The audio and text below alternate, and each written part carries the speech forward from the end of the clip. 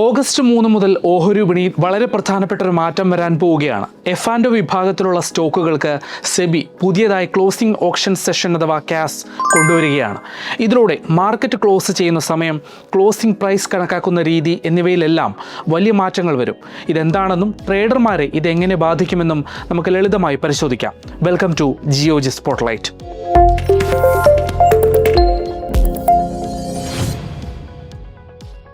ഏറ്റവും വലിയ മാറ്റം വരുന്നത് ട്രേഡിങ്ങിൻ്റെ അവസാന നിമിഷങ്ങളിലാണ്.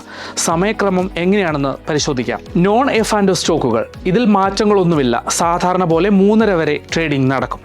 എഫ്&ഒ സ്റ്റോക്കുകൾ, എഫ്&ഒ വിഭാഗത്തിലുള്ള സ്റ്റോക്കുകളുടെ നോർമൽ ട്രേഡിംഗ് 3:15 അവസാനിക്കും. തുടർന്ന് 3:35 വരെ ക്ലോസിംഗ് ഓപ്ഷൻ സെഷൻ ആയിരിക്കും. എഫ്&ഒ ഡെറിവേറ്റീവ്സ്, ഇതിൻ്റെ ട്രേഡിംഗ് സമയം 10 മിനിറ്റ് കൂടി നീട്ടിയിട്ടുണ്ട്. അതായത് 3:30 പകരം 3:40 ഡെറിവേറ്റീവ്സ് മാർക്കറ്റ് ക്ലോസ് ചെയ്യുന്നത്.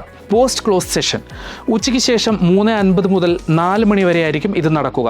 ഈ സമയത്ത് അന്നത്തെ ഒഫീഷ്യൽ ക്ലോസിംഗ് പ്രൈസിലായിരിക്കും ട്രേഡുകൾ നടക്കുക. എന്തിനാണ് സെബി ഈ മാറ്റം കൊണ്ടുവരുന്നത്? ഒരു സ്റ്റോക്കിൻ്റെ ക്ലോസിംഗ് പ്രൈസ് വളരെ പ്രധാനപ്പെട്ടതാണ്.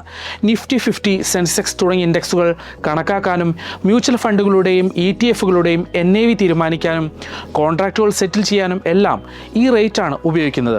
മാർക്കറ്റ് ക്ലോസ് ചെയ്യുന്നതിന് തൊട്ടു മുൻപ് നടക്കുന്ന 1-2 വലിയ ട്രേഡുകൾ ഈ വിലയെ സ്വാധീനിക്കാൻ സാധ്യതയുണ്ട്. അതൊഴിവാക്കി യഥാർത്ഥ മാർക്കറ്റ് ഡിമാൻഡും സപ്ലൈയും മനസ്സിലാക്കാനും ട്രാൻസ്പെറൻസി കൊണ്ടുവരാനുമാണ് സെബി ഈ ഓപ്ഷൻ കൊണ്ടുവരുന്നത്.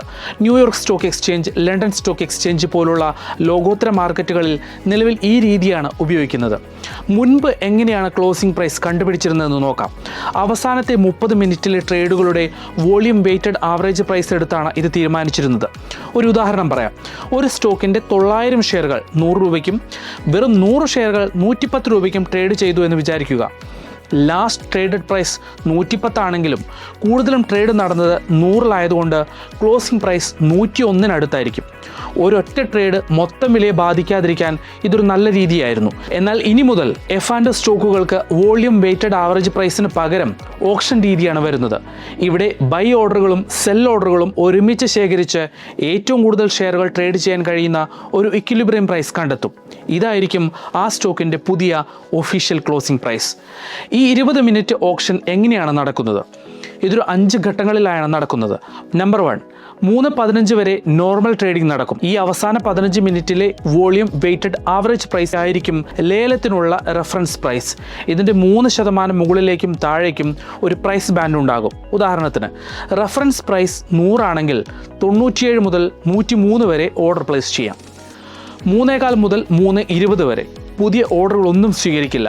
പെൻഡിംഗ് ഉള്ള ചില ഓർഡറുകൾ ഓട്ടോമാറ്റിക്കായി ഓപ്ഷനിലേക്ക് മാറും. 3:20 മുതൽ 3:25 വരെ നിക്ഷേപകർക്ക് മാർക്കറ്റ് ഓർഡറുകളും ലിമിറ്റ് ഓർഡറുകളും പ്ലേസ് ചെയ്യാനോ മോഡിഫൈ ചെയ്യാനോ ക്യാൻസൽ ചെയ്യാനോ സാധിക്കും. ഇവ എക്സിക്യൂട്ട് ആകില്ല.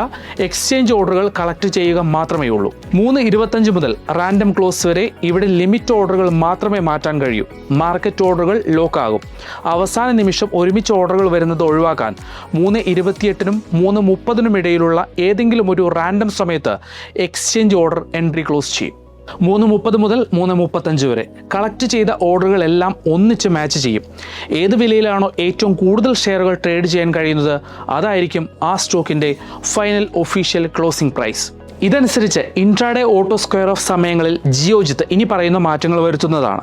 ക്യാഷ് ലിസ്റ്റ് ചെയ്തിട്ടുള്ള ഓഹരികൾ, ഓപ്പൺ ഇൻട്രാഡേ പൊസിഷനുകളുടെ ഓട്ടോ സ്ക്വയർ ഓഫ് വൈകുന്നേരം 3:05 മുതൽ ആരംഭിക്കും.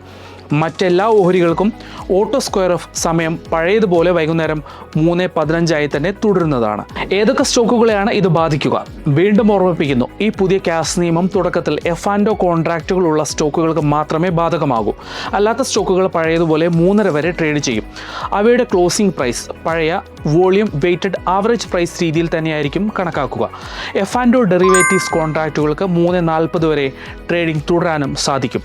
പുതിയ മാറ്റങ്ങളെക്കുറിച്ച് എന്താണ് നിങ്ങളുടെ അഭിപ്രായം? കമൻറ്റ് ചെയ്യുക. Thanks for watching.